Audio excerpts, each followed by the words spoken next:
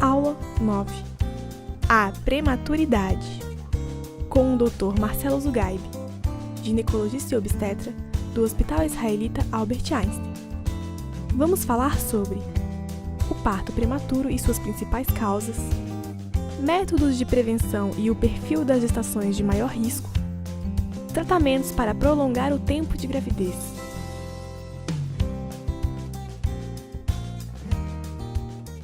Considera-se um parto prematuro quando ele ocorre entre 22 semanas e 37 semanas completas de gravidez. Existe um grupo de risco para parto prematuro e nós podemos aplicar testes nessas mulheres que permitirão prever se o parto prematuro irá acontecer. E poderemos também lançar mão de medidas que permitirão prevenir a ocorrência do parto prematuro. Existem dois testes principais.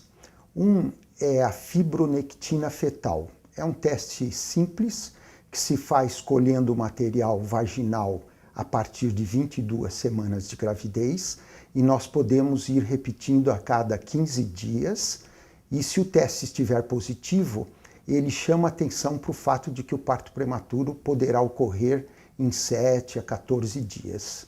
Existe também um outro teste que é medir o tamanho do colo uterino, que é feito através de uma ultrassonografia por via vaginal e feito entre 22 e 24 semanas de gravidez. Esse teste de mensuração do colo uterino também pode ser repetido e poderá ir orientando o médico no sentido de prever que o parto prematuro está para acontecer. Esses exames devem ser feitos apenas no grupo de risco. Não vale a pena fazê-los em todas as gestantes. E as gestantes de risco são, para parto prematuro, principalmente aquelas que têm antecedentes de parto prematuro, ou então aquelas que estão com gravidez gemelar, ou aquelas que têm sangramentos persistentes no primeiro e segundo trimestre de gravidez.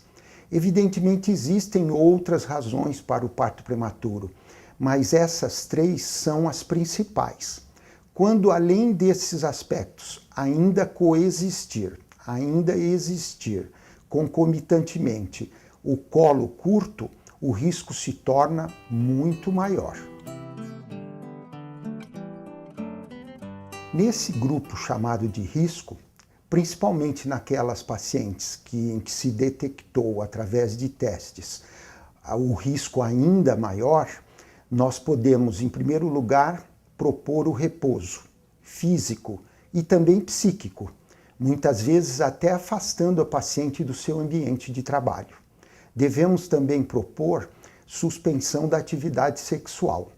E podemos lançar mão de uma medicação que é a progesterona natural, que recentemente está sendo utilizada com esse propósito, com resultados brilhantes. Pode-se prevenir até 50% daqueles casos que têm predisposição para parto prematuro.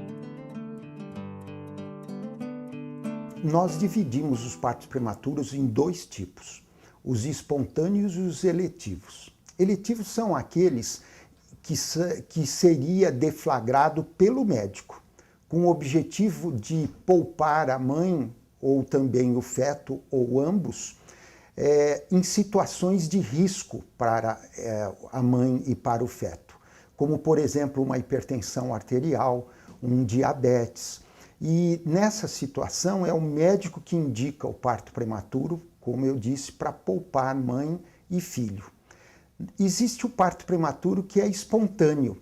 Ele começa e não foi determinado pela vontade do médico. Naqueles que são espontâneos é que os testes podem ser utilizados para predizer se ele vai acontecer mesmo ou não. Nessas circunstâncias, não são todos eles que serão prevenidos. Cerca de 50% será. Mas o outro 50% acabará em trabalho de parto prematuro. Ou existirão casos que não estarão sob a prevenção do médico e que aparecerão já em trabalho de parto. São os casos chamados sintomáticos, em que a mulher já está com contrações uterinas e já tem alterações iniciais no colo uterino. Nesses casos, há que se internar a paciente e existem medicações que poderão bloquear o trabalho de parto. Na maioria das vezes, o bloqueio não se faz em definitivo, mas se faz temporariamente, por exemplo, por 48, 72 horas. E qual seria a vantagem? Há uma grande vantagem, porque nós podemos lançar mão de corticoide, que vai amadurecer o pulmão da criança, e podemos também, se ela não estiver numa maternidade com retaguarda de unidade neonatal de terapia intensiva, transferi-la para uma maternidade com essas características. Se não há possibilidade mesmo de inibir, como eu disse que muitas vezes não haverá, a atenção durante o trabalho de parto é fundamental, porque nós temos que evitar administrar à mãe drogas que vão sedar essa criança. Ela é prematura, já tem dificuldades para respirar espontaneamente e qualquer droga sedativa seria um agravante. Nós temos também que evitar todo e qualquer trauma mecânico durante o trabalho de parto e evitar ao máximo a possibilidade de sofrimento fetal. Com isso, nós estaríamos poupando esse feto que é prematuro, que já tem dificuldades inerentes a essa baixa idade gestacional, evitando agravantes. Após o nascimento, é fundamental que essa criança esteja sendo atendida numa unidade de terapia intensiva neonatal.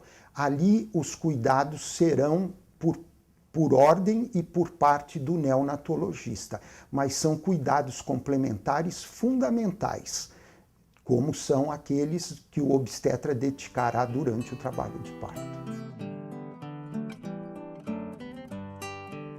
Encerro levando às mães e às futuras mães uma mensagem de otimismo, porque a evolução da obstetrícia e da neonatologia tem permitido hoje resultados brilhantes nos casos de risco para parto prematuro. Escolham bem o seu obstetra e a maternidade onde vocês terão a criança. E boa sorte e tenham realmente otimismo, porque vocês vão encontrar o sucesso. A próxima aula será sobre pré-eclâmpsia.